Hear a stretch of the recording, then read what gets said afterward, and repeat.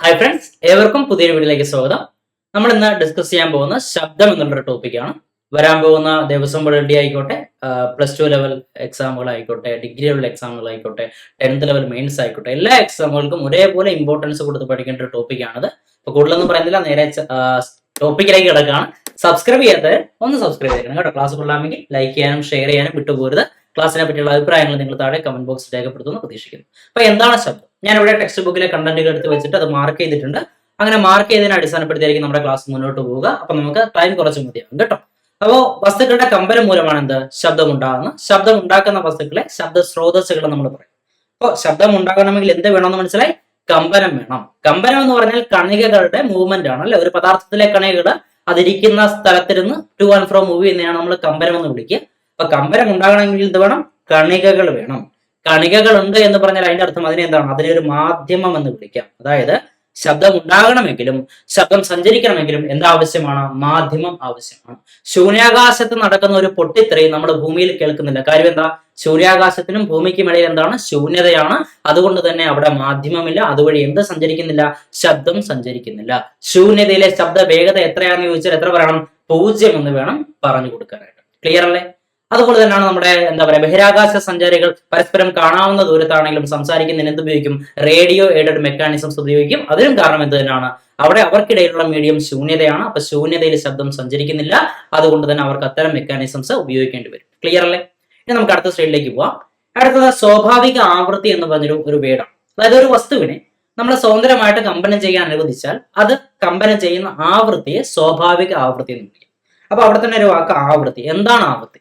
ആവൃത്തി എന്ന് പറഞ്ഞാൽ ഒരു സെക്കൻഡിൽ ഉണ്ടാകുന്ന കമ്പനങ്ങളുടെ എണ്ണത്തെയാണ് നമ്മൾ വിളിക്കുക ആവൃത്തി എന്ന് പറയും. നമ്മൾ പറഞ്ഞു ശബ്ദം എന്ന് പറയുന്നത് കമ്പനങ്ങളാണെന്ന് പറഞ്ഞു. അപ്പൊ ഒരു സെക്കൻഡിൽ എത്ര കമ്പനം ഉണ്ടാകുന്നു അതിനെയാണ് നമ്മൾ ആവൃത്തി എന്ന് വിളിക്കുക.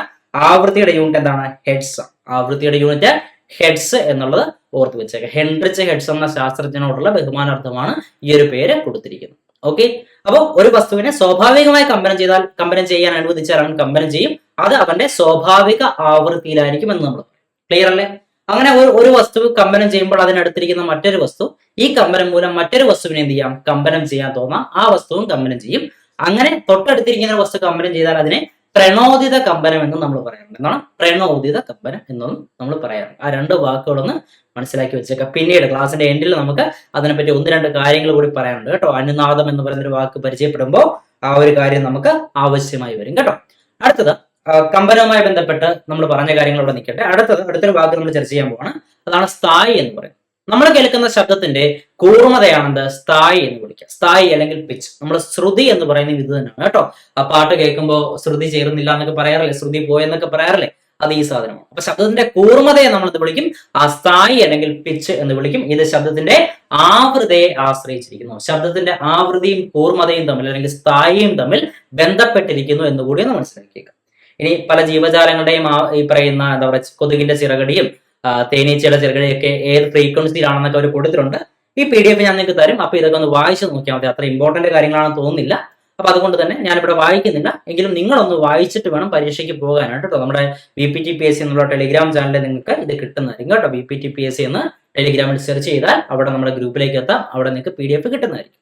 ഇനി അടുത്ത നമുക്ക് ശബ്ദത്തിന്റെ സ്ഥായിയിൽ ഉണ്ടാകുന്ന വേരിയേഷൻ.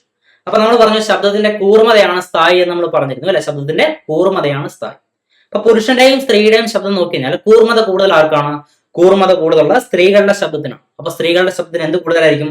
സ്ഥായി കൂടുതലായിരിക്കും. നമുക്കറിയാം സ്ത്രീകളുടെ ശബ്ദം അങ്ങ് തുളച്ചു കയറും അല്ലെ ചെവിയിലേക്ക്. സ്ത്രീകളുടെയും കുട്ടികളുടെയൊക്കെ ശബ്ദം ചെവിയിലേക്ക് അങ്ങ് തുളച്ചു കയറും. അപ്പൊ കൂർമ്മത കൂടുതലാണ്.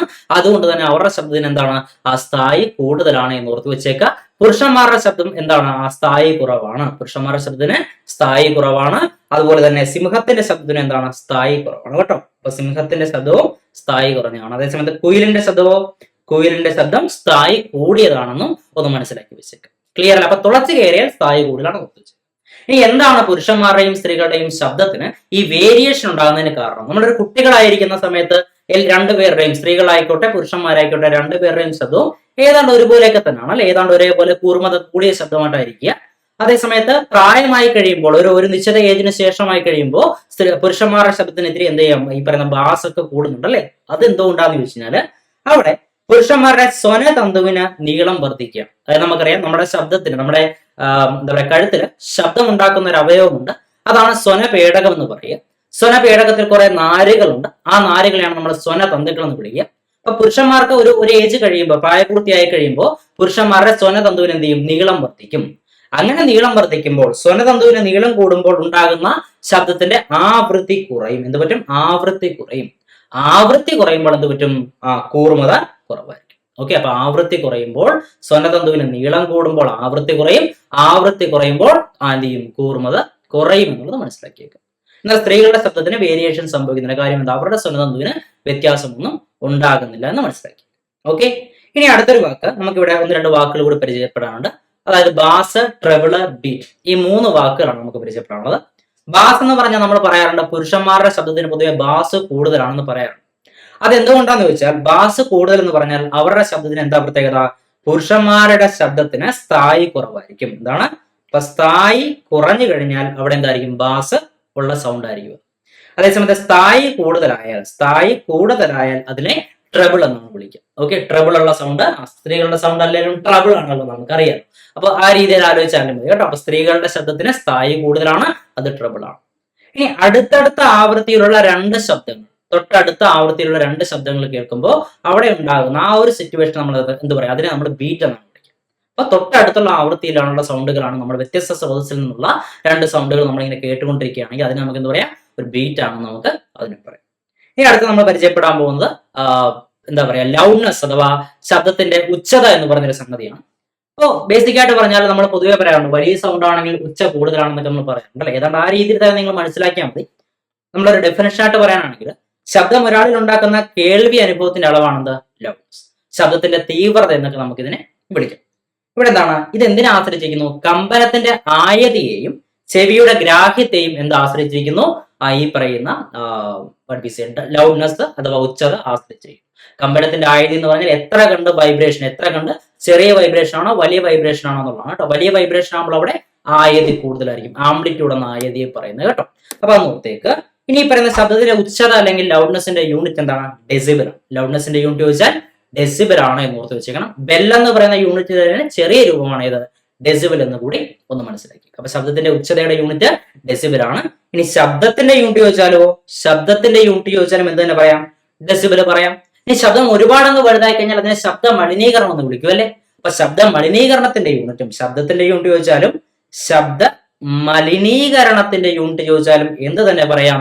ഡെസിബിൾ തന്നെ പറയാമെന്ന് ഓർത്ത് വെച്ചേക്കും. ഓക്കെ, ഇനി അടുത്ത നമ്മൾ പരിചയപ്പെടാൻ പോകുന്നത് സംഗീതം, ഒച്ച എന്നുള്ള 2 കാര്യങ്ങളാണ്. മ്യൂസിക് എന്നും നോയിസ് എന്നും പറയാം. അതായത് ക്രമമായ കമ്പനത്തോടു കൂടി ഉണ്ടാകുന്നതും കേൾക്കാൻ ഇമ്പമുള്ളതുമായ ശബ്ദത്തെ എന്ത് പറയാം? സംഗീതം എന്ന് പറയാം. ഓക്കെ, കേൾക്കാനൊക്കെ ഒരു രസമുണ്ട്, വളരെ എന്താ പറയാ മ്യൂസിക്കലായിട്ടുള്ള സാധനം അല്ലെ. നല്ല ഇമ്പത്തോടു കൂടി ഒരു താളത്തോടു കൂടിയൊക്കെ പോകുന്നതിനെ സംഗീതം എന്ന് പറയാം. അതേ സമയത്ത് എന്താണ് ഒച്ച എന്ന് പറഞ്ഞാൽ? ഒച്ച എന്ന് പറയുമ്പോൾ കേൾക്കുമ്പോൾ തന്നെ എന്താണ്? ഒരു ഇറിറ്റേഷൻ ആണ് അല്ലെ. അരോചകമായതും ക്രമരഹിതമായ കമ്പനം കൊണ്ടുണ്ടാകുന്ന എന്റെയൊക്കെ സൗണ്ട് പോലെയൊക്കെ അങ്ങനെയുള്ള ശബ്ദത്തെ നമുക്ക് എന്ത് പറയാം? ഒച്ച എന്ന് പറയാം. ആ 2 വാക്കുകളൊന്ന് വേർതിരിച്ച് മനസ്സിലാക്കി വെച്ചേക്കാം. അടുത്ത നമ്മൾ നേരത്തെ പറഞ്ഞ അലക്സാണ്ടർ ഗ്രഹാം ബെല്ലിനെ പറ്റി പറയുന്നു. നമ്മൾ പറഞ്ഞിരുന്നല്ലോ ബെൽ എന്ന് പറയുന്ന യൂണിറ്റിന്റെ കാര്യം, ഡെസിബിൾ എന്ന് പറയുന്ന യൂണിറ്റ് ഒക്കെ പറഞ്ഞു. ആ യൂണിറ്റ് നമ്മൾ ശരിക്കും പറഞ്ഞാൽ അലക്സാണ്ടർ ഗ്രഹാം ബെൽ എന്ന് പറയുന്ന ശാസ്ത്രജ്ഞനോടുള്ള ആദര സൂചകമായിട്ടാണ് ആ ഒരു യൂണിറ്റ് നമ്മൾ എടുത്തിരിക്കുന്നത്. അപ്പോൾ ആരാണ് അലക്സാണ്ടർ ഗ്രഹാം ബെൽ എന്ന് ചോദിച്ചാൽ ആദ്യമായിട്ട് ടെലിഫോൺ കണ്ടെത്തിയ വ്യക്തിയാണ് ആര്? Alexander Graham bell. ടെലിഫോൺ കണ്ടെത്തിയ കാര്യമൊക്കെ ഇവിടെ കൊടുത്തിട്ടുണ്ട്. എന്തായാലും നമുക്ക് അതിലേക്ക് ഞാനിപ്പോൾ പോകുന്നില്ല, നിങ്ങൾ വായിച്ചു നോക്കണം കേട്ടോ. അലക്സാണ്ടർ ഗ്രഹാം ബെല്ലിന്റെ ബഹുമാനാർത്ഥമാണ് ഉച്ചതയ്ക്ക് ബെൽ എന്ന യൂണിറ്റ് കൊടുത്തത്. അതിന്റെ ചെറിയ രൂപമാണ് ഇത് ഡെസിബൽ എന്നും കൂടി ഒന്ന് ഓർത്ത് വെച്ചേക്കും. ബെല്ലിന്റെ ചെറിയ രൂപമാണ് ഡെസിബൽ.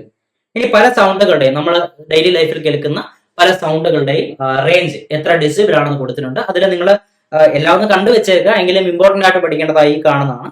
ചെവിക്ക് വേദന ഉണ്ടാക്കുന്ന സൗണ്ട് ഒരു പരിധിയിൽ കൂടുതലായി കഴിഞ്ഞാൽ ശബ്ദം നമ്മുടെ കർണപടത്തിന് തകരാറുണ്ടാക്കാം, ചെവിക്ക് വേദന ഉണ്ടാക്കാം. അപ്പൊ ചെവിക്ക് വേദന ഉണ്ടാക്കുന്ന ഏതാണ്? 120 കൂടുതൽ ഡെസിബിലുള്ള സൗണ്ട് ചെവിക്ക് വേദന ഉണ്ടാക്കാം.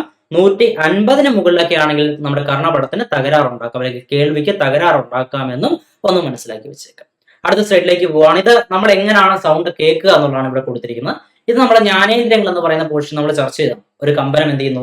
നമ്മുടെ ചെവിക്കുടയിൽ നിന്ന് കർണനാളം വഴി കർണപടത്തിലേക്കും അവിടെ നിന്ന് നമ്മുടെ എന്താ പറയാ മധ്യകർണത്തിലുള്ള മാലിയസ് ഇൻഗസ് ടേപ്പിസ് എന്ന് പറയുന്ന അസ്ഥി ശൃംഖലയിലേക്കും അവിടെ നിന്ന് കോക്ലിയയിലേക്കും കോക്ലിയയിലെ എൻഡോലിംഫിലേക്കും ചെല്ലുന്നു.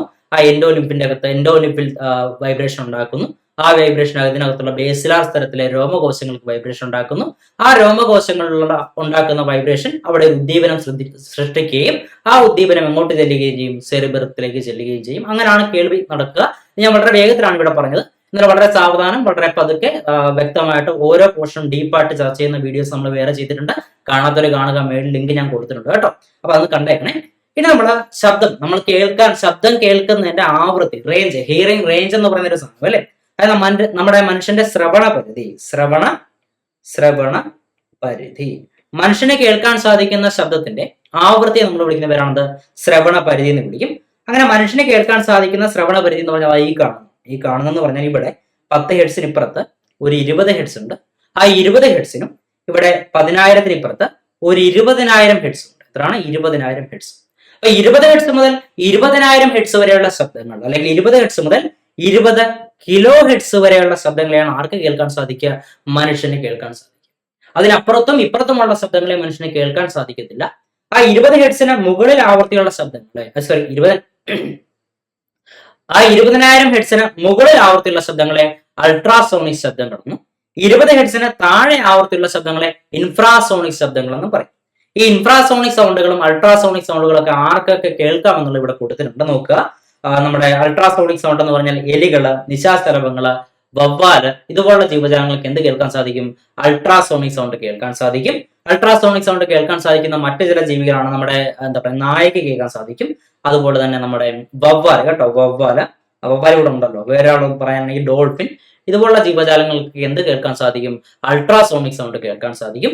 അതേസമയത്ത് ഇൻഫ്രാസോണിക് സൗണ്ട് കേൾക്കാൻ സാധിക്കുന്ന ആർക്കാണ്? ഇത് ഇങ്ങോട്ട് വരച്ചു കഴിഞ്ഞാൽ ആനയുടെ കുറച്ച് പോർഷൻ ഇങ്ങോട്ട് വന്നിട്ടുണ്ട് അല്ലെ. അപ്പൊ ആനയ്ക്ക് കേൾക്കാൻ സാധിക്കും, പ്രാവുകൾക്ക് കേൾക്കാൻ സാധിക്കും, ജിറാഫിന് കേൾക്കാൻ സാധിക്കും. നോക്കുക, ആർക്കാണ്? ജിറാഫിന് കേൾക്കാൻ സാധിക്കും.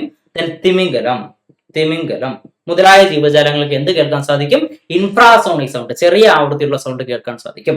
ഇനി ഈ പറയുന്ന ഇൻഫ്രാസോണിക് സൗണ്ട് എപ്പോഴൊക്കെ ഉണ്ടാകുമെന്ന് ചോദിച്ചാൽ ഭൂകമ്പം ഉണ്ടാകുന്ന സമയത്ത് ഉണ്ടാകുന്ന തരംഗങ്ങള്, അതുപോലെ തന്നെ നമ്മുടെ അഗ്നിപർവ്വത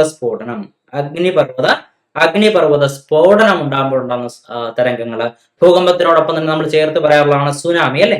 ആ സുനാമി ഉണ്ടാകുമ്പോൾ ഉണ്ടാകുന്ന തരംഗങ്ങളൊക്കെ ഏത് റേഞ്ചിൽ വരാറുണ്ട്?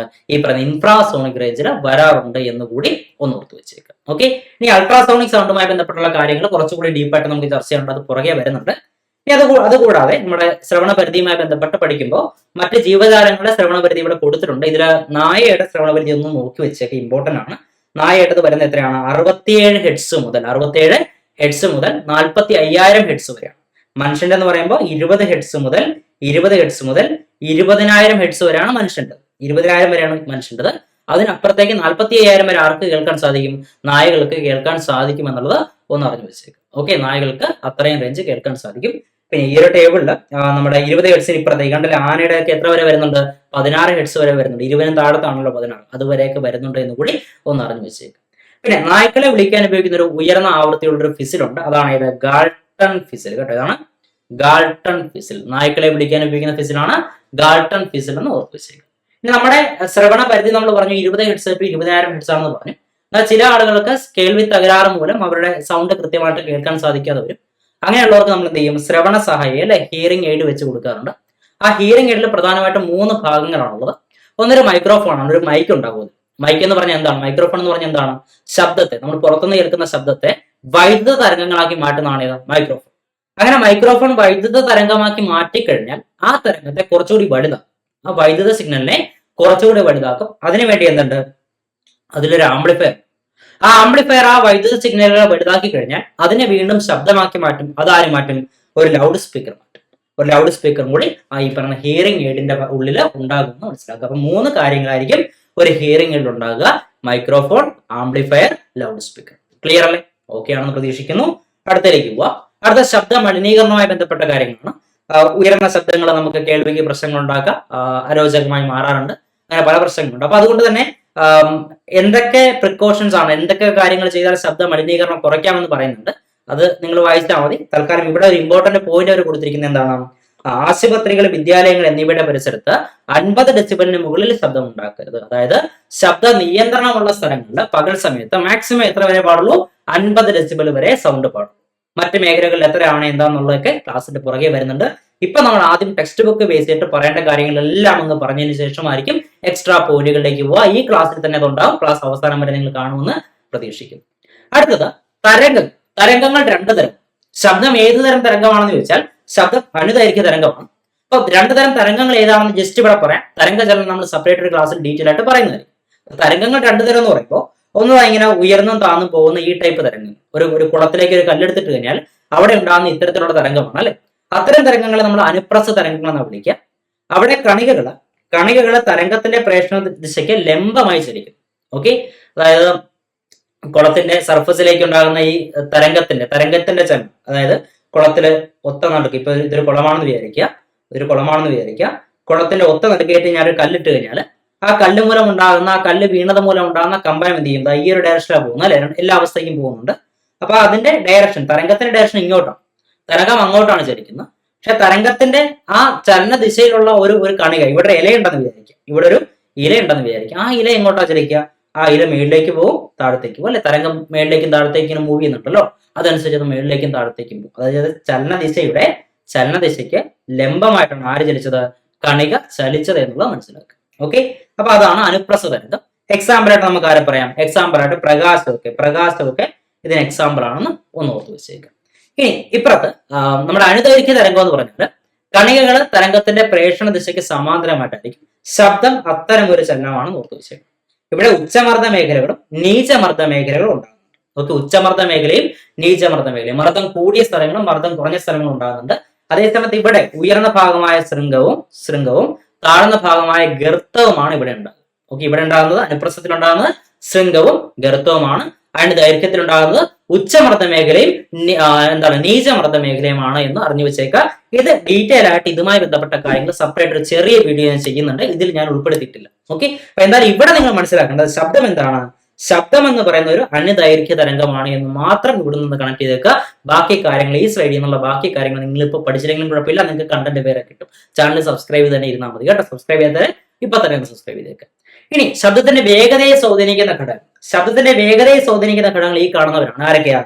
പ്രത്യേകിച്ച് വായുവിലെ എവിടെ പോയി ശബ്ദത്തിന്റെ വായുവിലെ വേഗതയെ സ്വാധീനിക്കുന്ന ഘടകങ്ങൾ ഏതൊക്കെയെന്ന് വെച്ചാൽ അത് ഏതൊക്കെയെന്ന് വെച്ചാൽ ഒന്ന് താപനിലയുണ്ട്, സൈഡ് വരും കേട്ടോ, ആർദ്രതയുണ്ട്, അതുപോലെ തന്നെ കാറ്റുണ്ട്, സാന്ദ്രത. ഇത്രയും ഘടകങ്ങൾ ശബ്ദത്തിന്റെ വേഗതയെ സ്വാധീനിക്കുന്ന ഘടകങ്ങളാണ്. വായുവിലെ വേഗത. ആർദ്രത എന്ന് പറഞ്ഞാൽ നമുക്കറിയാം നമ്മുടെ അന്തരീക്ഷത്തിലുള്ള ജലാംശത്തിന്റെ അളവ്. ജലാംശം കൂടുതൽ ഉണ്ടാവുകയാണെങ്കിൽ ശബ്ദം കൂടുതൽ വേഗതയിൽ സഞ്ചരിക്കും, നമുക്കറിയാം അല്ലെ. അതുപോലെ സാന്ദ്രത എന്ന് പറഞ്ഞാൽ കണികൾ എത്രയാണ് ക്ലോസ്ലി പാക്ഡ് ആണെന്നാണ്. കണികൾ ക്ലോസ്ലി പാക്ഡ് ആകുമ്പോൾ ഈ കമ്പനങ്ങൾ വളരെ വേഗം ഒരു സ്ഥലത്ത് നിന്ന്, ഒരു പോയിന്റിൽ നിന്ന് അടുത്ത പോയിന്റിലേക്ക് കൈമാറ്റം ചെയ്യാൻ സാധിക്കും. അതുകൊണ്ട് തന്നെ സാന്ദ്രത കൂടുമ്പോഴും എന്ത് ചെയ്യാം? ശബ്ദ വേഗത കൂടാം. താപനില കൂടുമ്പോൾ, ഇവിടെ കൊടുത്തിട്ടുണ്ട്, ഏതൊരു മാധ്യമത്തിലും താപനില വർദ്ധിക്കുമ്പോൾ അതിലൂടെയുള്ള ശബ്ദ വേഗതയും വർദ്ധിക്കുന്നു. താപനില കൂടുമ്പോൾ കണികൾക്ക് വേഗം കമ്പനം ചെയ്യാൻ സാധിക്കും. അതുകൊണ്ട് തന്നെ താപനില കൂടുമ്പോൾ ശബ്ദത്തിന്റെ വേഗതയും എന്ത് ചെയ്യും? കൂടുകയാണെന്നുള്ള മനസ്സിലാക്കുക. കാറ്റിന്റെ കേസിൽ നമുക്ക് കാറ്റിന്റെ ഡയറക്ഷൻ അനുസരിച്ച് ശബ്ദത്തിന്റെ വേഗത വേരി ചെയ്യും. അപ്പൊ മനസ്സിലാക്കുക, കാറ്റ് ശബ്ദ വേഗതയെ സ്വാധീനിക്കുന്നുണ്ടെന്ന് മനസ്സിലാക്കുക.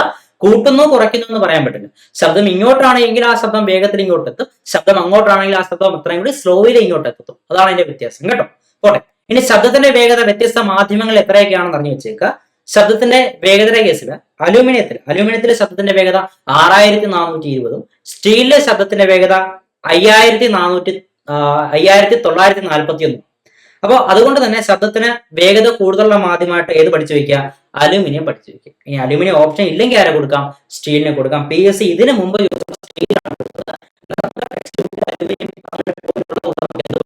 അലൂമിനിയം പഠിച്ചു. ഈ ശബ്ദത്തിന്റെ വായുവിലെ വേഗത ഇമ്പോർട്ടന്റ് ആണ്. 343 മീറ്റർ പെർ സെക്കൻഡ് ആണ്. അത് നമ്മൾ റൗണ്ട് ചെയ്ത് എത്രയെന്ന് പഠിക്കാറുണ്ട്? 340 മീറ്റർ പെർ സെക്കൻഡ് എന്ന് പഠിക്കാറുണ്ട്. അപ്പൊ രണ്ടും ഒന്ന് അറിഞ്ഞു വെച്ചേക്കുക. 340 343 ഉണ്ടെങ്കിൽ മനസ്സിലാക്കുക 20 ഡിഗ്രി സെൽഷ്യസിൽ അന്തരീക്ഷ താപനില 20 ഡിഗ്രി സെൽഷ്യസ് ആയിരിക്കുമ്പോൾ ശബ്ദത്തിന്റെ വേഗത എത്രയാണ്? 343 മീറ്റർ പെർ സെക്കൻഡ് ആണെന്ന് അറിഞ്ഞു വെച്ചേക്കുക. ഓക്കെ, ഇനി അടുത്തത് ശബ്ദത്തിന്റെ പ്രതിഫലനം, ആവർത്തന പ്രതിഫലനം. നമ്മൾ ഒരിടത്ത് നിന്ന് സംസാരിക്കുന്ന സമയത്ത് ശബ്ദം പല ഡയറക്ഷനിലേക്ക് പോകും അല്ലെ. ഞാൻ ഇവിടെ നിന്ന് ഇങ്ങോട്ട് സംസാരിക്കുകയാണെങ്കിലും ഈ ഭാഗത്തേക്കും എല്ലാ ഭാഗത്തേക്കൊക്കെ ശബ്ദം സഞ്ചരിക്കുന്നുണ്ട്.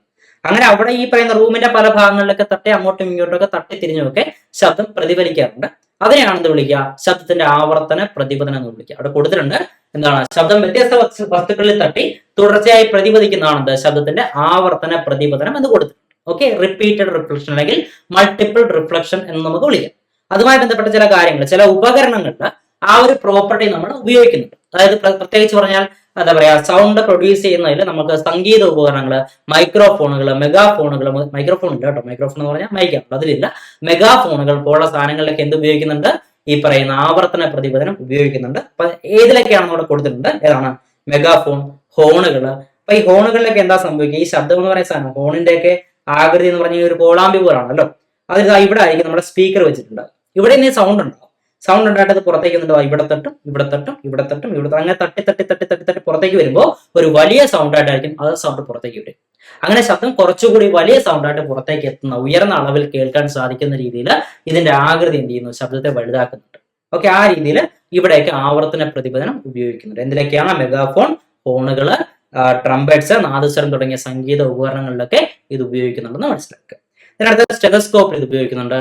ഹാളുകളുടെ സീലിംഗ്, നമ്മൾ വലിയ ഹാളുകളുടെ ഒക്കെ സീലിംഗ് ഒന്ന് വളച്ചായിരിക്കും നിർമ്മിച്ചിട്ടുണ്ടാകുക. എന്തിനു വേണ്ടിയിട്ടാ, അങ്ങനെ വളച്ച് നിർമ്മിക്കുമ്പോൾ എന്താ പറ്റുക, ഈ മേളിൽ തട്ടിയിട്ട് സൗണ്ട് ഏറ്റവും അറ്റത്തിരിക്കുന്ന ആളുകളിലേക്ക് വരെ ആ സൗണ്ട് എത്തും. അപ്പൊ അതിനു വേണ്ടിയിട്ട് വളച്ച് നിർമ്മിച്ചിട്ടുണ്ട്. സ്റ്റേജിന്റെ ഒക്കെ പുറകിലുള്ള സൗണ്ട് ബോർഡ്, ഇതൊരു സ്റ്റേജ് ആണെന്ന് വിചാരിക്കും, ഒരാൾ ഇവിടുന്ന് പാട്ടുപാടുകയാണ്, അപ്പൊ അതിന്റെ പുറകിലുള്ള സൗണ്ട് ബോർഡ് ഇങ്ങനെ വളച്ച് നിർമ്മിക്കും. വളച്ച് നിർമ്മിക്കുമ്പോൾ എന്താണ്, ആ സൗണ്ട് ആ പുറകിലുള്ള സൗണ്ട് ബോർഡിൽ തട്ടിയിട്ട് കൂടുതൽ ദൂരത്തേക്ക് എന്ത് ചെയ്യും, റിഫ്ലക്ട് ചെയ്തു പോകും. അപ്പൊ അങ്ങനെ ആവർത്തന പ്രതിപദനം ഇത്തരം കാര്യങ്ങളിലൊക്കെ, ഇത്തരം സാഹചര്യങ്ങളിലൊക്കെ ഉപയോഗിക്കുന്നുണ്ട്. എവിടെയൊക്കെയാണ്, മെഗാഫോൺ, ഹോണുകള്, നാദസ്വരം, ട്രംപറ്റ്സ്, സ്റ്റെതസ്കോപ്പ്, ഹാളുകളുടെ സീലിങ്ങുകള്, സൗണ്ട് ബോർഡുകൾ, ഇതിലൊക്കെ നമ്മൾ ഉപയോഗിക്കുന്നുണ്ടെന്ന് അറിഞ്ഞു വെച്ചേക്കും. ഇനി ശബ്ദത്തിന്റെ ആവർത്തന പ്രതിപദനം മൂലം ചിലപ്പോൾ ചെറിയ കുഴപ്പമൊക്കെ ഉണ്ട്. നമ്മള് പുതിയതായിട്ട് പണിയെടുപ്പിച്ച ഒരു വീട്ടിലോട്ടൊക്കെ ചെന്നിട്ട് സംസാരിച്ചു തുടങ്ങുമ്പോൾ എന്ത് പറ്റും, ഈ സൗണ്ട് അവിടെ ഇവിടെയൊക്കെ തട്ടിയിട്ട് ഒരു മുഴക്കം പോലെ വരും അല്ലെ. കണ്ടില്ലേ, പലയിടത്ത് പല വഴി പോകുന്ന സൗണ്ടുകൾ ഒരു പോയിന്റിൽ വന്നിട്ട്, കണ്ടില്ലേ, പല സ്ഥലത്തു കൂടെ പോയ സൗണ്ടുകളാണ് ഒരു പോയിന്റിൽ വന്നിട്ട് അതെല്ലാം കൂടെ കൂടിച്ചേർന്നിട്ട് ഒരു മുഴക്കം ഉണ്ടാക്കി കഴിഞ്ഞാൽ, എല്ലാം കൂടെ കൂടിച്ചേർന്നിട്ട് ഒരു മുഴക്കം ഉണ്ടാക്കിയാൽ അതിനെ നമ്മൾ എന്ത് വിളിക്കും, അനുരണനം അഥവാ റീവെർബറേഷൻ എന്ന് വിളിക്കും. ഇത് വിളിക്കും അനുരണനം അഥവാ റീവെർബറേഷൻ എന്ന് വിളിക്കും. ക്ലിയർ അല്ലേ? അവിടെ തന്നെ ഒരു പോയിന്റ് ഓർത്ത് വെച്ചേക്കുക. ഈ പറയുന്ന നമ്മുടെ ശബ്ദം ചെവിയിൽ ഉണ്ടാക്കുന്ന ശ്രവണാനുഭവം 10-1 സെക്കൻഡ് സമയത്തേക്ക്, ഒരു സെക്കൻഡ് എന്നല്ല 10-1 സെക്കൻഡ് സമയത്തേക്ക്, അതായത് 0.1 സെക്കൻഡ് സമയത്തേക്ക് നമ്മുടെ ചെവിയിൽ തങ്ങി നിൽക്കും. ആ 0.1 സെക്കൻഡ് സമയം തങ്ങി നിൽക്കുന്ന അതേ സമയത്ത് മറ്റൊരു സൗണ്ട് കൂടെ നമ്മൾ കേട്ടാൽ എന്താ പറ്റുക, ഇത് രണ്ടും കൂടെ ഒരുമിച്ച് കേൾക്കുന്ന ഒരു പ്രതീതിയായിരിക്കും നമുക്കുണ്ടാകുക. അതുകൊണ്ട് തന്നെയാണ് ഈ പറഞ്ഞ നേരത്തെ കണ്ട മുഴക്കം നമുക്ക് അത്രയാണ് കൃത്യമായിട്ട് ഫീൽ ചെയ്യുക എന്ന് കൂടി ഒന്ന് മനസ്സിലാക്കുക. അപ്പോൾ ഇതിനെ നമ്മളെ മനുഷ്യന്റെ ശ്രവണ സ്ഥിരത എന്ന് വിളിക്കും. നമ്മൾ കേൾക്കുന്ന ഒരു ശബ്ദം 0.1 സെക്കൻഡ് നമ്മുടെ ചെവിയിൽ തങ്ങി നിൽക്കുന്നു, ഇതിനെ നമ്മൾ ശ്രവണ സ്ഥിരത എന്ന് വിളിക്കുക. എന്നാൽ നമ്മൾ കാണുന്ന ഒരു കാഴ്ച എന്താണ്, 16-1 സെക്കൻഡ് സമയത്തേക്ക് നമ്മുടെ കണ്ണിൽ തങ്ങി നിൽക്കാറുണ്ട്. ഇതിനെ നമ്മൾ വിളിക്കും വീക്ഷണ സ്ഥിരത എന്ന് വിളിക്കാറുണ്ട്. വീക്ഷണ സ്ഥിരതയുടെ ഉപയോഗങ്ങളൊക്കെ, അല്ലെങ്കിൽ വീക്ഷണ സ്ഥിരത എവിടെയൊക്കെ നമുക്ക് ഫീൽ ചെയ്യുന്നുണ്ടെന്നൊക്കെ നമ്മൾ പറഞ്ഞിട്ടുണ്ട്. എന്താണ്, നമ്മുടെ മഴത്തുള്ളികൾ ദണ്ഡാകൃതിയിൽ കാണപ്പെടുന്നതും, ഫാനുകളൊക്കെ കറങ്ങാൻ നേരത്ത് ഇതളകളൊക്കെ നിറഞ്ഞായിട്ട് കാണുന്നതിന് കാരണം, വർണ്ണപ്പമ്പരം കറങ്ങുമ്പോൾ അത് ന്യൂട്ടന്റെ വർണ്ണപ്പമ്പരം പല കളറാണെങ്കിലും ഒരുമിച്ച് ഒറ്റ കളറായിട്ട്, വൈറ്റ് കളറായിട്ട് നമുക്ക് തോന്നുന്നതിനൊക്കെ കാരണം എന്താണ്, വീക്ഷണ സ്ഥിരതയാണ് എന്ന് കൂടി ഒന്ന് ഓർത്ത് വെച്ചേക്കുക. അടുത്തത് ശബ്ദത്തിന്റെ പ്രതിധ്വനിയാണ്. നമ്മൾ ഇത്ര നേരം പറഞ്ഞത് ആവർത്തന പ്രതിപദനമാണ്. ആവർത്തന പ്രതിപദനം എന്ന് പറഞ്ഞാൽ ശബ്ദം അവിടെ ഇവിടെയൊക്കെ തട്ടിയിട്ട് റിഫ്ലക്ട് ചെയ്യുന്ന ഒരു പ്രതിഭാസമാണ്. എന്നാൽ അതിനേക്കാൾ വളരെ ക്ലിയർ കട്ടായിട്ട് ഒരു സൗണ്ട് നമ്മൾ പ്രൊഡ്യൂസ് ചെയ്ത് കഴിഞ്ഞാൽ ഒരു പൊട്ടിക്കൊരു ചെറിയൊരു ടൈം ഡിലേക്ക് ശേഷം വളരെ വ്യക്തമായിട്ട് അതേ സൗണ്ട് തന്നെ തിരിച്ചു കേൾക്കുന്ന പ്രതിഭാസമായത് പ്രതിധ്വനി. പ്രതിധ്വനിയെ കുറിച്ചുള്ള പഠനം എന്താണ്, കാറ്റക്കോസ്റ്റിക്സ് കേട്ടോ. പ്രതിധ്വനിയെ കുറിച്ചുള്ള പഠനം കാറ്റക്കോസ്റ്റിക്സ് ആണ്. അതേസമയത്ത് ശബ്ദത്തെ കുറിച്ചുള്ള പഠനം എന്താ, ശബ്ദത്തെ കുറിച്ചുള്ള പഠനം അക്വസ്റ്റിക്സ്. ശബ്ദത്തെ കുറിച്ചുള്ള പഠനം എന്താണ്, അക്വസ്റ്റിക്സ് ആണെന്ന് കൂടി ഒന്ന് ഓർത്ത് വെച്ചേക്കും. ഓക്കെ, അപ്പൊ ഈ പ്രതിധ്വനി കേൾക്കണമെങ്കിൽ ഒരു കണ്ടീഷൻ ഉണ്ട്. ശബ്ദം ഉണ്ടാക്കുന്ന ആളും ശബ്ദം എവിടെയാണോ തട്ടി തിരിച്ചു വരുന്നത് ആ പ്രതിപതന തലവും തമ്മിൽ മിനിമം 17 മീറ്റർ, കൃത്യമായിട്ട് പറഞ്ഞാൽ 17.2 മീറ്റർ ഡിസ്റ്റൻസ് ഉണ്ടാവണം.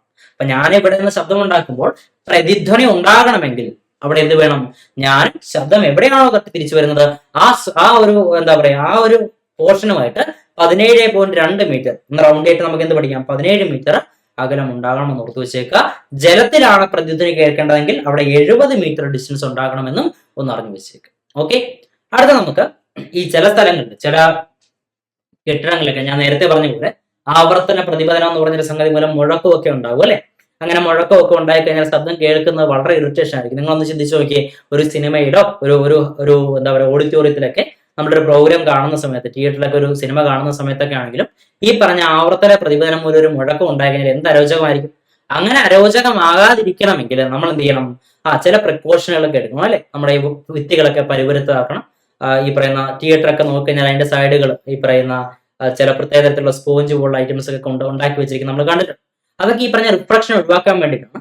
അത്തരത്തില് കെട്ടിടങ്ങൾക്കുള്ളിൽ വ്യക്തമായ ശബ്ദം ശ്രവിക്കത്തക്ക വിധത്തില് അതിനെ രൂപപ്പെടുത്താൻ ശ്രദ്ധിക്കേണ്ട കാര്യങ്ങളെ കുറിച്ചുള്ള പഠനം, ആ പഠനത്തെ വിളിക്കുന്ന പേരാണത് അക്വസ്റ്റിക്സ് ഓഫ് ബിൽഡിംഗ്. ഒരു ബിൽഡിംഗ് ഉണ്ടാക്കുമ്പോൾ അവിടെ റിഫ്ലക്ഷൻ കുറയ്ക്കാൻ വേണ്ടിയിട്ട്, ശബ്ദം മൂലം ഉണ്ടാകുന്ന പ്രശ്നങ്ങൾ ഒഴിവാക്കാൻ വേണ്ടിയുള്ള കാര്യങ്ങളെ കുറിച്ചുള്ള പഠനമാണെന്ത് അക്വസ്റ്റിക്സ് ഓഫ് ബിൽഡിംഗ് എന്നുകൂടി ഒന്ന് ഓർത്ത് വെച്ചേക്കുക. ഇനി പറയുന്ന ഇത്തരത്തിലുള്ള ശബ്ദത്തിന്റെ മുഴക്കം കൊണ്ട് പ്രസിദ്ധമായ ചില സ്ഥലങ്ങളുണ്ട്, ഒന്ന് ഓർത്ത് വെച്ചേക്കുക. എന്താണ്? ലണ്ടനിലെ സെന്റ് പോൾസ് കത്തീഡ്രലിലുള്ള മർമ്മഗോപുരം, അതുപോലെ തന്നെ കർണാടകയിലെ ബീജാപൂരിലെ ഗോൾ ഗുംബസ്. ഇത് രണ്ടും എന്താണ്? ശബ്ദത്തിന്റെ റിപ്പീറ്റഡ് റിഫ്ലക്ഷൻ മൂലമുള്ള മുഴക്കത്തിന് പ്രസിദ്ധമാണ്. അവിടെയൊക്കെ ചെറിയൊരു സൗണ്ട് ഉണ്ടാക്കി തന്നെ അങ്ങ് മുഴങ്ങി കേൾക്കുമെന്നാണ് പറയപ്പെടുന്നത് കേട്ടോ. പോയി കഴിഞ്ഞിട്ട് ഞാൻ പറയാം, ഡീറ്റെയിൽ ആയിട്ട് നേരിട്ട് കണ്ടിട്ട് അവിടെ എന്താണ് സംഭവം എന്നുള്ളത് നേരിട്ട് പറയും. ഇപ്പൊ കേട്ടറിവാണ് കേട്ടോ. പോട്ടെ. അപ്പൊ നിങ്ങൾ ചാനലൊക്കെ കൂടുതലായിട്ട് കണ്ടിട്ട് സബ്സ്ക്രൈബ് ചെയ്തിട്ട് യൂട്യൂബിനെയൊക്കെ വന്നിട്ട് വേണം എനിക്ക് അവിടെ പോകാനേ. അപ്പൊ എല്ലാവരും തീർച്ചയായിട്ടും സബ്സ്ക്രൈബ് ചെയ്യുമെന്ന് പ്രതീക്ഷിക്കുന്നു. അടുത്ത പോരികളിലേക്ക് നമ്മൾ കിടക്കാം. അടുത്ത അൾട്രാസോണിക് സൗണ്ടുമായി ബന്ധപ്പെട്ടുള്ള ഇമ്പോർട്ടന്റ് ആയ കുറച്ച് കാര്യങ്ങളിലേക്ക് നമ്മൾ കിടക്കാൻ പോകണം. ഇൻഫ്രാസോണിക് സൗണ്ട് എവിടെയൊക്കെയാണ് കേൾക്കുക, എന്തൊക്കെയാണെന്നുള്ളത് നമ്മൾ പറഞ്ഞിരുന്നു. അൾട്രാസോണിക് സൗണ്ട് കേൾക്കാൻ സാധിക്കുന്ന ജീവജാലങ്ങളുടെ കൂട്ടത്തില് നിശാശലഭങ്ങള്, വവ്വാല്, ഡോൾഫിൻ പോലുള്ള ജീവജാലങ്ങൾ ഉണ്ടെന്ന് നമ്മൾ പറഞ്ഞിരുന്നു. ഇനി ഇതേ അൾട്രാസോണിക് സൗണ്ടുകൾ നമ്മുടെ ചില സ്ഥലങ്ങളിൽ നമുക്ക് യൂസ്ഫുൾ ആയിട്ട് മാറാറുണ്ട്.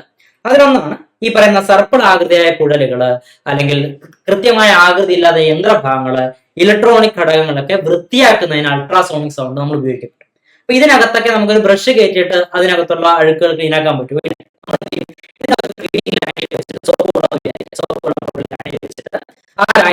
ആ ലൈനിലേക്ക് നമുക്ക് വരും. എന്നിട്ട് ആ ലൈനിലേക്ക് നമ്മൾ എന്ത് ചെയ്യും? അൾട്രാസോണിക് തരംഗങ്ങൾ കടത്തിവിടും. അൾട്രാസോണിക് തരംഗങ്ങൾ എന്ന് പറയുമ്പോൾ നമുക്കറിയാം 20,000 ഹെഡ്സിലാണ് അവന്റെ ആവൃത്തി. അങ്ങനെ 20,000 ഹെഡ്സ് എന്ന് പറയുമ്പോൾ ജലത്തിലെ ആ കണികൾ, ഈ പറയുന്ന ക്ലീനിങ് ലായനിയുടെ കണികളും 20,000 ഹെഡ്സിൽ അതങ്ങനെ വൈബ്രേറ്റ് ചെയ്യും. അങ്ങനെ വൈബ്രേറ്റ് ചെയ്യുമ്പോൾ വൈബ്രേഷൻ മൂലം എന്ത് ചെയ്യും? അതിലുള്ള പൊടിപടലങ്ങളും ഗ്രീസ് പോലുള്ള പറ്റിപ്പിടിച്ചിരിക്കുന്ന പദാർത്ഥങ്ങളും ഒക്കെ ഇളകി ഇങ്ങി പോരും. ഓക്കെ. അപ്പൊ അങ്ങനെ നിശ്ചിതമായ ആകൃതി ഇല്ലാത്തതോ സ്പൈറൽ ആകൃതിയായിട്ടുള്ള എന്താ പറയാ യന്ത്രഭാഗങ്ങളൊക്കെ ക്ലീൻ ചെയ്യാൻ വേണ്ടി നമുക്ക് എന്ത് ഉപയോഗിക്കാം? അൾട്രാസോണിക് തരംഗങ്ങൾ ഉപയോഗിക്കാമെന്ന് ഒന്ന് മനസ്സിലാക്കി വെച്ചേക്കും. ഓക്കെ. അടുത്തത് ഇതുപോലെ തന്നെ അൾട്രാസോണിക് സൗണ്ടിന്റെ മറ്റൊരു പ്രത്യേകതയാണ്, അവന് വളരെ പെട്ടെന്ന് തന്നെ പ്രതിധ്വനി എന്ന് പറയുന്ന ഒരു സംഗതി ഉണ്ടാകാറുണ്ട്. അതായത് വലിയ ലോഹ ഭാഗങ്ങളിലേക്ക് വിള്ളൽ കണ്ടെത്താൻ വേണ്ടി നമ്മൾ എന്ത് ഉപയോഗിക്കും? ഈ പറയുന്ന അൾട്രാസോണിക് തരംഗം ഉപയോഗിക്കും. അതെങ്ങനെയാണെന്ന് ചോദിച്ചു കഴിഞ്ഞാൽ, നമ്മൾ ഒരു ലോഹ ബ്ലോക്ക് ഇവിടെ എടുത്ത് വെച്ചിരിക്കുകയാണ്. അതിന്റെ ഒരു സൈഡിൽ നിന്ന് നമ്മൾ അൾട്രാസോണിക് തരംഗങ്ങളെ കടത്തിവിടും. മറ്റൊരു സൈഡിൽ ഈ സൗണ്ട് അപ്പുറത്തേക്ക് എത്തിയോ എന്ന് അറിയാൻ വേണ്ടിയിട്ടുള്ള ഡിറ്റക്ടറുകൾ കൂടി വെച്ചേക്കും. അപ്പൊ നമ്മൾ ആദ്യം സൗണ്ട് കടത്തിവിടുന്നു, ഇപ്പുറത്തെത്തി കുഴപ്പമൊന്നുമില്ല. അടുത്ത കടത്തി വിട്ടു, ഇപ്പുറത്തെത്തി കുഴപ്പമൊന്നുമില്ല. അടുത്ത സൗണ്ട് കടത്തി വിട്ടപ്പോൾ അത് എവിടെയോ തട്ടി തിരിച്ചു പോകും. അങ്ങനെ തട്ടി തിരിച്ചു വന്നാൽ മനസ്സിലാക്കുക അവിടെ എന്താണ്? അവിടെ ഈ പറയുന്ന വിള്ളലുണ്ട്. കാര്യം ഇവിടെ ഈ സൗണ്ട് ഇപ്പുറത്തെ ഡിറ്റക്ടറിൽ എത്തിയില്ല എങ്കിൽ എന്ത് മനസ്സിലാക്കുക? ഈ ഭാഗത്ത് എവിടെയോ വിള്ളലുണ്ടെന്ന് മനസ്സിലാക്കുക. ആ രീതിയിൽ ലോഹ ബ്ലോക്കുകളിൽ വിള്ളലുണ്ട് എങ്കിൽ അത് മനസ്സിലാക്കാൻ എന്ത് സൗണ്ട് ഉപയോഗിക്കാം? അൾട്രാസോണിക് തരംഗങ്ങൾ ഉപയോഗിക്കാമെന്ന് മനസ്സിലാക്കി വെച്ചേക്കാം. ഓക്കെ. അപ്പൊ അതാണ് ഇവിടെ കൊടുത്തിരിക്കുന്നത്. എന്താണ്? കൃത്യമായിട്ട് ഇവിടെ എഴുതി വെച്ചിട്ടുണ്ട്. നിങ്ങളൊന്ന് വായിച്ചു നോക്കി. ഈ പറഞ്ഞ കാര്യങ്ങൾ തന്നെയാണ് അവിടെ പറഞ്ഞിട്ടുള്ളത് കേട്ടോ. അടുത്തത് എക്കോ കാർഡിയോഗ്രഫി. നമ്മുടെ ഹൃദയത്തിന്റെയൊക്കെ ചിത്രം അൾട്രാസോണിക് തരംഗങ്ങൾ ഉപയോഗിച്ചുകൊണ്ട് നമ്മൾ എന്ത് ചെയ്യാറുണ്ട്? ഹൃദയത്തിന്റെ ചിത്രം എടുക്കാറുണ്ട്. അത് കൂടാതെ മറ്റ് ആന്തരിക അവയവങ്ങളുടെ ചിത്രങ്ങൾ, ഇപ്പൊ വൃക്ക, കരള്, പിത്തസഞ്ചി, ഗർഭാശയം പോലുള്ള ആന്തരിക അവയവങ്ങളുടെ ചിത്രം എടുക്കാറുണ്ട്. പൊതുവെ അവയവങ്ങളുടെ ചിത്രം അൾട്രാസോണിക് സൗണ്ട് ഉപയോഗിച്ച് എടുക്കുന്നതിനെ അൾട്രാസോണോഗ്രഫി എന്നും, ഹൃദയത്തിന്റെ കേസിൽ അതിനെ പർട്ടിക്കുലർ ആയിട്ട് എക്കോ കാർഡിയോഗ്രഫി എന്നും നമ്മൾ പറയാറ്. അതിനുപയോഗിക്കുന്ന സൗണ്ട് ഏതാണ്? അൾട്രാസോണിക് സൗണ്ട് ആണെന്ന് കൂടി ഓർത്തു വെച്ചേക്കും. ഇനി അതുപോലെ തന്നെ നമ്മുടെ വൃക്കയിലെ കല്ലുകൾ പൊടിച്ചു കളയാൻ വേണ്ടി നമുക്കറിയാം, കാൽസ്യം ഓക്സലേറ്റ് കണ്ടിട്ട് വൃക്കയിൽ അടിഞ്ഞുകൂടുമ്പോഴാണ് എന്തുണ്ടാകുന്നത്? വൃക്കയിൽ കല്ലുണ്ടാകുന്നത്. ആ വൃക്കയിലെ കല്ല് പൊടിച്ചു കളയാൻ വേണ്ടി നമ്മൾ എന്ത് ചെയ്യാറുണ്ട്? ഈ ഉയർന്ന ആവൃത്തിയിലുള്ള നമ്മുടെ 20,000 ഹെഡ്സിന് മുകളിൽ ആവൃത്തിയുള്ള അൾട്രാസോണിക് തരംഗങ്ങൾ ഉപയോഗിക്കാറുണ്ട്. ആ തരംഗങ്ങൾ വെച്ച് കഴിയുമ്പോൾ, ആ തരംഗങ്ങൾ പടത്തി വിട്ട് കഴിയുമ്പോൾ ഈ ഹൈ വൈബ്രേഷൻ കാരണം ഈ കല്ലുകൾ പൊടിഞ്ഞു പോകാറുണ്ടെന്നും കൂടി ഒന്ന് അറിഞ്ഞു വെച്ചേക്കാം. ഓക്കെ. ഇനി അത് കൂടാണ്ട് നമ്മുടെ വവ്വാൽ എന്ന് പറയുന്ന ആൾ എന്ത് ചെയ്യാറുണ്ട്? അൾട്രാസോണിക് ശബ്ദതരംഗങ്ങൾ ഉപയോഗിച്ചുകൊണ്ട് അതിന്റെ മുന്നിലുള്ള ഇരകളെയും തടസ്സങ്ങളെയൊക്കെ മനസ്സിലാക്കാൻ എന്ത് ഉപയോഗിക്കാറുണ്ട്? അൾട്രാസോണിക് തരംഗങ്ങൾ ഉപയോഗിക്കാറുണ്ട്. ഇതേപോലെ നമ്മുടെ ഡോൾഫിനും ഇതേ തരംഗം തന്നെയാണ് ഉപയോഗിക്കാറെന്ന് മനസ്സിലാക്കി വെച്ചത്. ഇവിടെയൊക്കെ ശബ്ദം ഒരു സ്രോതസ്സിൽ തട്ടിയിട്ട് തിരിച്ചു വന്നപ്പോഴാണ് എന്ത് ചെയ്തത്? മുന്നിലുള്ള തടസ്സങ്ങളെ ആ ജീവജാലത്തിന് മനസ്സിലായത് അല്ലെ. അങ്ങനെ ശബ്ദം ഒരു സ്ഥലത്ത് തട്ടിയിട്ട് തിരിച്ചു വരുന്നതിനെ നമ്മൾ പ്രതിധ്വനി എന്ന് പറഞ്ഞിരുന്നു, അഥവാ എക്കോ എന്ന് പറഞ്ഞിരുന്നു. ആ എക്കോ ഉപയോഗിച്ചുകൊണ്ട് ചുറ്റുപാടുകൾ മനസ്സിലാക്കിയാണ് ഈ ജീവജാലങ്ങൾ ചെയ്തത് അല്ലെ. അപ്പൊ ഈ പ്രോസസ്സിനെ നമുക്ക് എന്ത് വിളിക്കാം? എക്കോ ലൊക്കേഷൻ എന്ന് വിളിക്കാം. എന്താണ്? എക്കോ ഉപയോഗിച്ചുകൊണ്ട് ലൊക്കേഷൻ മനസ്സിലാക്കുന്നതിനെ എക്കോ ലൊക്കേഷൻ എന്ന് വിളിക്കാമെന്ന് കൂടി മനസ്സിലാക്കുക. അപ്പൊ വവ്വാല്, ഡോൾഫിൻ പോലുള്ള ജീവജാലങ്ങൾ എക്കോ ലൊക്കേഷൻ ഉപയോഗിക്കുന്നുണ്ട്. അതിന് ഏത് സൗണ്ട് ഉപയോഗിക്കുന്നു? അൾട്രാസോണിക് ശബ്ദതരങ്ങൾ ഉപയോഗിക്കുന്നുണ്ട്. ഇവിടെ അൾട്രാസോണിക് ആണ്, അൾട്രാ വയലറ്റ് അല്ല കേട്ടോ. അൾട്രാ വയലറ്റ് പ്രകാശവുമായി ബന്ധപ്പെട്ടാണ്, അതും കൂടെ ഓർത്തേക്കണം കേട്ടോ. അടുത്ത നമ്മൾ സോണാർ എന്ന് പറയുന്ന സാധനം, നേരത്തെ പറഞ്ഞ പോലെ തന്നെ ശബ്ദം ഒരിടത്ത് തട്ടിട്ട് തിരിച്ചു വരുന്ന എക്കോ ലൊക്കേഷൻ തന്നെയാണ് ഉപയോഗിക്കുക. നമ്മൾ സോണാറിൽ എന്താ ചെയ്യാന്ന് വെച്ചാൽ, സോണാറിൽ ഒരു ട്രാൻസ്മിറ്റർ ഉണ്ട്, ശബ്ദം ഉണ്ടാക്കുന്ന ഒരു ട്രാൻസ്മിറ്റർ ഉണ്ട്. ആ ട്രാൻസ്മിറ്റർ വെച്ചിട്ട് നമ്മൾ കടലിന്റെ താഴത്തേക്ക് ഈ സൗണ്ടിനെ ഒരു സൗണ്ടിനെ, അൾട്രാസോണിക് സൗണ്ടിനെ തന്നെയാണ്, അൾട്രാസോണിക് സൗണ്ടിനെ അങ്ങ് കടത്തി വിടുന്നു. അത് കടലിന്റെ അടിത്തട്ടിൽ പോയിട്ട് തട്ടി തിരിച്ചു വരും. അങ്ങനെ തട്ടി തിരിച്ചു വരുമ്പോൾ ആ വന്ന സൗണ്ടിനെ മനസ്സിലാക്കാൻ വേണ്ടി ഒരു ഡിറ്റക്ടറും വെച്ചിട്ടുണ്ടാവും. അപ്പൊ നമുക്ക് സൗണ്ട് തട്ടി തിരിച്ചു വരുന്ന ആ സമയവും നമ്മൾ വിട്ട സൗണ്ടിന്റെ വേഗതയും അറിയാമെങ്കിൽ കടലിന്റെ അടിത്തട്ട് വരെയുള്ള ആഴം, ആ ദൂരം എത്രയാണെന്ന് നമുക്ക് മനസ്സിലാക്കാൻ പറ്റും. കിട്ടിയോ? അപ്പൊ അങ്ങനെ കടലിന്റെ ആഴവും മത്സ്യക്കൂട്ടങ്ങളുടെ അളവും ഒക്കെ അറിയാൻ വേണ്ടി ഉപയോഗിക്കുന്ന ഒരു ഉപകരണമാണ് ഇത്, ഈ പറയുന്ന സോണാർ എന്ന് ഓർത്ത് വെച്ചേക്കുന്നത്. സൈൻഡാക്കി വെച്ചാണ് കേട്ടോ, സോണാർ എന്ന് ഒന്ന് ഓർത്ത് വെച്ചേക്കണം. അപ്പൊ സോണാറിൽ ഉപയോഗിക്കുന്ന ഇതാണ് അൾട്രാസോണിക് സൗണ്ട് ആണ്. സോണാർ എന്തിനു ഉപയോഗിക്കുന്നു? ഈ പറയുന്ന അകലവും വസ്തുക്കളുടെ ദിശയും വേഗവും ഒക്കെ കണ്ടെത്താൻ വേണ്ടി, ജലത്തിനടിയിലുള്ള കേട്ടോ, ജലത്തിനടിയിലുള്ള വസ്തുക്കളുടെ അകലവും ഈ പറയുന്ന ആഴവും വേഗതയൊക്കെ കണ്ടെത്താൻ വേണ്ടി ഇത് ഉപയോഗിക്കുന്നുണ്ടെന്ന് മനസ്സിലാക്കി വെച്ചേക്കും. ക്ലിയർ? അപ്പൊ അത്രയാണ് ടെക്സ്റ്റ് ബുക്കിനെ ബേസ് ചെയ്ത് നമുക്ക് പറയാനുള്ളത്. ഇനി മറ്റു ചില വാക്കുകളൊന്നും പരിചയപ്പെടാം. ഒന്ന് അനുനാദം അഥവാ റെസോണൻസ് ടെക്സ്റ്റ് ബുക്കിൽ പറഞ്ഞിട്ടില്ല. അനുനാദം എപ്പോഴൊക്കെ ഉണ്ടാകുന്ന വെച്ചാൽ ഇടിമിന്നൽ ഉണ്ടാകുന്ന സമയത്ത് ഉണ്ടാകുന്ന ഒരു പ്രതിഭാസമാണ് ഇത് അനുനാദം എന്ന് പറയും. അതായത് ശരിക്കും അനുനാദം എന്താണെന്ന് അറിയണമെങ്കിൽ നമ്മൾ നേരത്തെ ഒരു സ്വാഭാവിക ആവൃത്തിയും പ്രണോദിത ആവൃത്തിയൊക്കെ നമ്മൾ പറഞ്ഞിരുന്നു അല്ലെ. അതായത് ഒരു വസ്തുവിനെ അവന്റെ ചുമ്മാ അങ്ങ് കമ്പനം ചെയ്യാൻ അനുവദിച്ചാൽ അതുണ്ടാകുന്നതാണ് ഇത് സ്വാഭാവിക ആവൃത്തി എന്ന് പറയുന്നത്. അപ്പോ കമ്പനം ചെയ്യുന്ന ഒരു വസ്തുവിന്റെ സ്വാഭാവിക ആവൃത്തി ആ കമ്പനം ചെയ്യുന്ന വസ്തുവിനെ അടുത്തിരുന്നുകൊണ്ട് ഈ കമ്പനം കിട്ടിയിട്ട് ഇൻഡ്യൂസ് ചെയ്യപ്പെട്ട് പ്രണോദിതമായിട്ട് കമ്പനം ചെയ്യുന്ന മറ്റൊരു വസ്തു ഉണ്ടെന്ന് വിചാരിക്കും. ഒരു വസ്തുവിനെ നമ്മൾ കമ്പനം ചെയ്ത് വിട്ടു, തൊട്ടടുത്ത് മറ്റൊരു വസ്തു ഇവന്റെ കമ്പനം മൂലം കമ്പനം ചെയ്തുകൊണ്ടിരിക്കാന്ന് വിചാരിക്കാം. അങ്ങനെ കമ്പനം ചെയ്തപ്പോൾ ഒരു പ്രത്യേക സാഹചര്യത്തിൽ മനസ്സിലായി രണ്ടാമത് കമ്പനം ചെയ്തവന്റെ സ്വാഭാവിക ആവൃത്തിയും ആദ്യം കമ്പനം ചെയ്തവന്റെ സ്വാഭാവിക ആവൃത്തിയും സെയിം ആണ്. രണ്ടുപേരുടെയും ആവൃത്തികൾ സെയിം ആണ്. അങ്ങനെ സെയിം ആവൃത്തികൾ തമ്മിൽ കണ്ടുമുട്ടുമ്പോൾ ഉണ്ടാകുന്ന ഒരു പ്രതിഭാസമാണ് ഇത് അനുനാദം അഥവാ റെസൊണൻസ്. ഓക്കെ, അവിടെ സ്വാഭാവിക ആവൃത്തിയും പ്രണോദിത കമ്പനത്തിന്റെ ആവൃത്തിയും സിമിലർ ആകുന്ന കേസാണെന്ന് മനസ്സിലാക്കുക. അവിടെ ആയതി അഥവാ ആംപ്ലിറ്റ്യൂഡ്, അതായത് ഈ പറയുന്ന കമ്പനത്തിന്റെ അളവെന്ന് പറയുന്നത് മാക്സിമം ആയിരിക്കും. ഓക്കെ, ആംപ്ലിറ്റ്യൂഡ് മാക്സിമം ആയിരിക്കും എന്ന് ഓർത്ത് വെച്ചേക്കുക. ആംപ്ലിറ്റ്യൂഡ് മാക്സിമം ആയിരിക്കും എന്ന് കൂടി ഒന്ന് ഓർത്ത് വെച്ചേക്കുക. അതുകൊണ്ട് ആംപ്ലിറ്റ്യൂഡ് മാക്സിമം ആകുമ്പോൾ എന്ത് പറ്റും? ഈ കമ്പനം വലിയ തോതിലുള്ള കമ്പനം അവിടെ നടക്കും. അതുകൊണ്ട് തന്നെ തൂക്കുപാലങ്ങളിലൊക്കെ പട്ടാളക്കാര് മാർച്ച് ചെയ്ത് പോകുന്നില്ല. അതിന് കാരണം എന്താണ്? അവിടെ ഈ പറയുന്ന അനുനാദം ഉണ്ടാകാൻ സാധ്യതയുണ്ട് എന്നുള്ളതുകൊണ്ട്. അവിടെ എന്താ പറ്റുക? ആ ഒരു തൂക്കുപാലത്തിലൂടെ പട്ടാളക്കാർ ഇങ്ങനെ മാർച്ച് ചെയ്ത് പോകാന്ന് വിചാരിക്കുക. അങ്ങനെ മാർച്ച് ചെയ്ത് പോകുന്ന സമയത്ത് ഇവരുടെ എന്താ പറയാ കാലുകൊണ്ട് നമ്മൾ മാർച്ച് ചെയ്ത് സൗണ്ട് ഉണ്ടാക്കി പോകുമ്പോൾ അവിടെ ഉണ്ടാകുന്ന ഒരു ഫ്രീക്വൻസി ഉണ്ടല്ലോ, ആ ഫ്രീക്വൻസി ഏതെങ്കിലും മൊമെന്റിൽ ഈ പാലത്തിന്റെ ഫ്രീക്വൻസിയുമായിട്ട് ഈക്വൽ ആയാൽ എന്ത് പറ്റും? അവിടെ അനുനാദം സംഭവിക്കും. പാലം എന്ത് ചെയ്യും? മാക്സിമം ആംപ്ലിറ്റ്യൂഡിൽ അങ്ങ് കിടന്നാടും. അങ്ങനെ ആടുമ്പോൾ പാലം തകർന്ന് വീഴും. പാലം തകരും, പട്ടാളക്കാരും വീഴും. അതുകൊണ്ട് അവർ എന്ത് ചെയ്യാറില്ല? മാർച്ച് ചെയ്ത് പോകാറില്ല എന്ന് ഓർത്ത് വെച്ചേക്കാം. എന്തുമായി ബന്ധപ്പെട്ടിരിക്കുന്നു?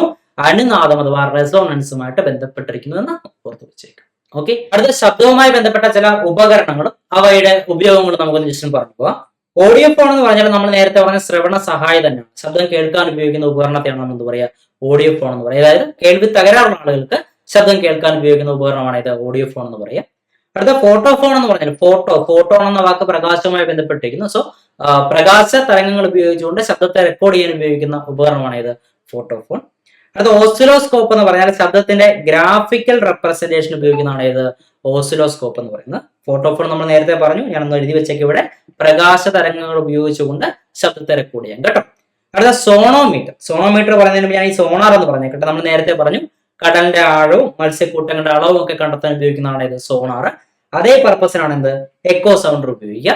എന്നാൽ കേൾക്കുമ്പോൾ സോണാർ പോലെ തന്നെ ഒരു സാധനമാണ് ഇത് സോണോമീറ്റർ. സോണോമീറ്റർ ശബ്ദ പരീക്ഷണങ്ങൾക്ക് കേട്ടോ, ശബ്ദ പരീക്ഷണങ്ങൾക്ക് ഉപയോഗിക്കുന്ന ഒരു ഉപകരണമാണ് ഇത് സോണോമീറ്റർ.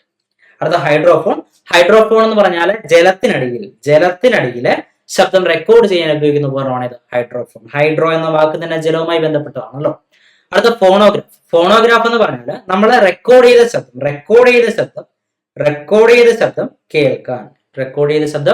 കേൾക്കാൻ ഉപയോഗിക്കുന്ന ഉപകരണമാണ് ഇത് ഫോണോഗ്രാഫ്.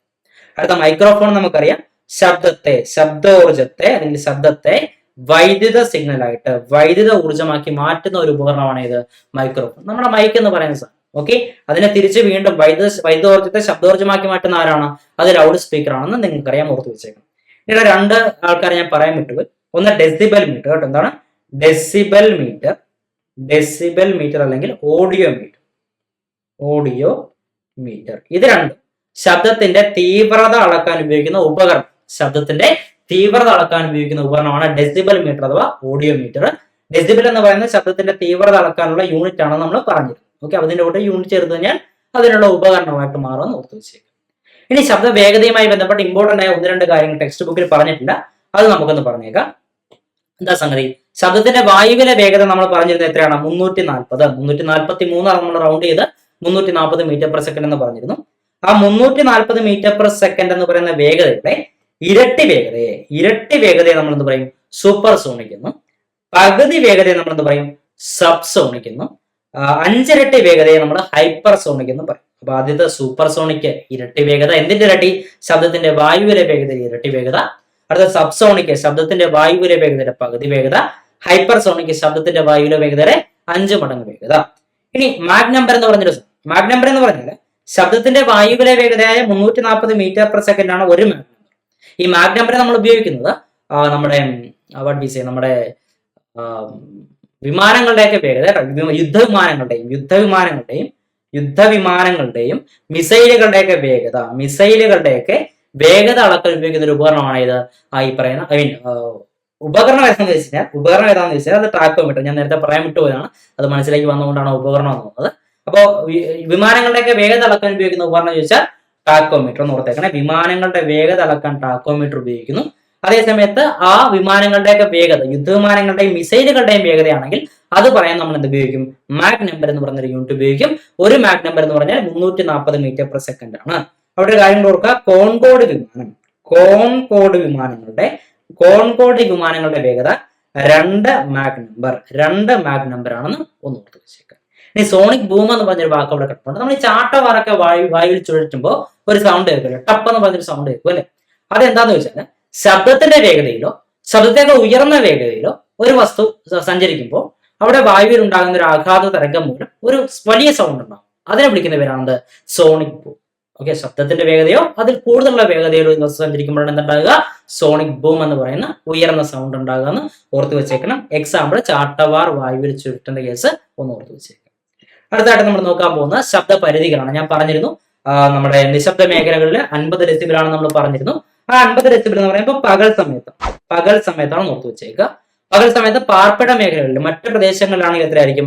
അത് 55 ഡെസിബിൾ വരെയൊക്കെയാണ്. ഇനി അതേ സമയത്ത് രാത്രിയാണെങ്കിൽ നിശബ്ദ മേഖലകളിൽ എത്ര വരെ പാടുള്ളൂ? 40 ഡെസിബിൾ വരെ പാടും. അതായത് ആശുപത്രി പരിസരങ്ങളിലൊക്കെ മാക്സിമം 40 ഡെസിബിൾ വരെയാണ് ശബ്ദം നമ്മൾ പറയുക അനുവദിച്ചിട്ടുള്ളത്. പാർപ്പിട മേഖലയിൽ എത്രയാണ്? 45 ഡെസിബിൾ വരെയൊക്കെയാണ് പാർപ്പിട മേഖലയിലുള്ള ശബ്ദ പരിധി എന്നും കൂടി ഒന്ന് ഓർത്ത് വെച്ചേക്കാം. ഇനി നമുക്കിവിടെ ശബ്ദവുമായി ബന്ധപ്പെട്ട ഒരു പ്രതിഭാസമാണ് ഡോപ്ലർ എഫക്ട് എന്ന് പറയുന്നത്. ഡോപ്ലർ എഫക്ട് എന്ന് പറഞ്ഞാൽ നമ്മളിപ്പോൾ ഫോർ എക്സാമ്പിൾ ഒരു റെയിൽവേ സ്റ്റേഷൻ നിൽക്കുമ്പോൾ ഒരു ട്രെയിൻ അവിടെ നിന്ന് സൗണ്ട് ഉണ്ടായിക്കൊണ്ട് വരുന്നു. ആ സൗണ്ട് ഉണ്ടായിക്കൊണ്ട് വരുന്ന ആ ട്രെയിൻ നമ്മുടെ അടുത്തെത്തുമ്പോഴേക്കും ആ സൗണ്ട് ഒന്ന് കൂടി വരുന്നു. പിന്നീട് ആ സൗണ്ട് കുറഞ്ഞു അങ്ങ് പോകുന്നു. ട്രെയിൻ മുന്നോട്ട് പോകുമ്പോൾ കുറഞ്ഞു പോകുന്നു. ആ ഒരു വേരിയേഷൻ, ആ സൗണ്ടിലുണ്ടാകുന്ന വേരിയേഷനെ കുറിച്ചുള്ള പഠനവും കാര്യങ്ങളൊക്കെയാണ് എന്ത് പറയുക? ഡോപ്ലർ എഫക്റ്റുമായിട്ട് ബന്ധപ്പെട്ട് ചർച്ച ചെയ്യും. അപ്പൊ നിങ്ങൾ അത് ജസ്റ്റ് മനസ്സിലാക്കിയാൽ മതി. ശബ്ദ സ്രോതസ്സുകൾ ചലിച്ചുകൊണ്ടിരിക്കുകയാണെങ്കിൽ അതുമായി ബന്ധപ്പെട്ട കാര്യങ്ങളാണ് ഇതിൽ പറയുക ഡോപ്ലർ എഫക്റ്റിൽ നമ്മൾ പറയും. ഈ ഡോപ്ലർ എഫക്റ്റ് കണ്ടെത്തിയത് ക്രിസ്ത്യൻ ഡോപ്ലർ എന്ന് പറയുന്ന വ്യക്തിയാണെന്ന് ഓർത്ത് വെച്ചേക്കുക. അതുകൂടാതെ അന്തർവാഹിനികള്, വിമാനങ്ങള് എന്നിവയുടെ വേഗത കണ്ടുപിടിക്കാൻ നമ്മൾ ഇത് ഉപയോഗിക്കാറുണ്ട്, ഡോപ്ലർ എഫക്റ്റ് ഉപയോഗിക്കാറുണ്ട്. ഇനി നേരത്തെ പറഞ്ഞ ശബ്ദ സ്രോതസ് മൂവ് ചെയ്യുമ്പോൾ ശ്രോതാവിനടുത്തേക്ക് മൂവ് ചെയ്യാണെന്ന് വിചാരിക്കുക. ഫോർ എക്സാമ്പിൾ ഇതൊരു ട്രെയിൻ ആണെന്ന് വിചാരിക്കുക. ഒരു ട്രെയിൻ ആണ് ഈ വരുന്നത്. ആ ട്രെയിൻ ഈ പറയുന്ന നല്ല സൗണ്ട് ഉണ്ടായിക്കൊണ്ടിങ്ങനെ വരികയാണ്. ആ സൗണ്ട് ഉണ്ടായിക്കൊണ്ട് വരുന്ന ട്രെയിൻ എന്റെ അടുത്തേക്ക് ഇങ്ങനെ മൂവ് ചെയ്ത് വരികയാണെന്ന് വിചാരിക്കും. ഞാൻ ഇവിടെ ഉണ്ട് കേട്ടോ, ഞാനിവിടെ പ്ലാറ്റ്ഫോമിൽ നിൽക്കുന്നുണ്ട്. എന്റെ അടുത്തേക്ക് മൂവ് ചെയ്ത് ആ ശബ്ദത്തിന്റെ ആവൃത്തി കൂടുന്നതായിട്ട് കിട്ടും. ശബ്ദത്തിന്റെ ആവൃത്തി ഫ്രീക്വൻസി കൂടുന്നതായിട്ട് കിട്ടും. അതാണ് ഞാൻ ഇവിടെ കൊടുത്തിരിക്കുന്നത് കേട്ടോ. ശ്രോതാവിനടുത്തേക്ക് സ്രോതസ് വരുമ്പോൾ ഇത് കിട്ടും, ആവൃത്തി കൂടുന്നു. ഈ ശ്രോതാവിൽ നിന്ന് അകന്നു പോയി കഴിയുമ്പോൾ ഈ പറയുന്ന ട്രെയിൻ എന്റെ അടുത്ത് വന്നിട്ട് എന്ത് പറ്റും? ട്രെയിനിന്റെ പകുതി മുറിഞ്ഞു പോയി. ഓക്കെ, ട്രെയിൻ എന്ന് പറയുന്ന സാധനം എന്റെ അടുത്ത് വന്നിട്ട് ഇവിടുന്ന് അകന്നു പോകുമ്പോൾ എന്ത് പറ്റും? അവന്റെ ആവൃത്തി കുറയുന്നതായിട്ട്. ഓക്കെ, അപ്പൊ ശ്രോതാവിനോട് അടുക്കുമ്പോൾ ആവൃത്തി കൂടുന്നു എന്ന് മാത്രം നിങ്ങൾ പഠിക്കുക. അപ്പൊ ഓട്ടോമാറ്റിക്കലി മറ്റത് കിട്ടുമല്ലോ. അപ്പൊ ശബ്ദ സ്രോതസ് ശ്രോതാവിനോട് അടുക്കുമ്പോൾ, ശ്രോതാവ് എന്ന് പറഞ്ഞാൽ കേൾക്കുന്നത്, ശ്രോതാവിനോട് അടുത്ത് കഴിയുമ്പോൾ എന്ത് പറ്റും? ആവൃത്തി കൂടും. ശ്രോതാവിൽ നിന്ന് അകലുമ്പോൾ ആവൃത്തി കുറയുമെന്നും കൂടി ഒന്ന് മനസ്സിലാക്കി വെച്ചേക്കാം. അപ്പൊ അത്രയുമാണ് ഇന്നത്തെ ക്ലാസ്സിൽ പറയാനുള്ളത്. ക്ലാസ്സിൽ സ്പീഡായി പോയെന്ന് എനിക്ക് സംശയമുണ്ട്. അപ്പൊ നിങ്ങളുടെ അഭിപ്രായങ്ങൾ നിങ്ങൾ പറയുക, അതനുസരിച്ച് നമുക്ക് വേണ്ട പോലെ ചെയ്യാം.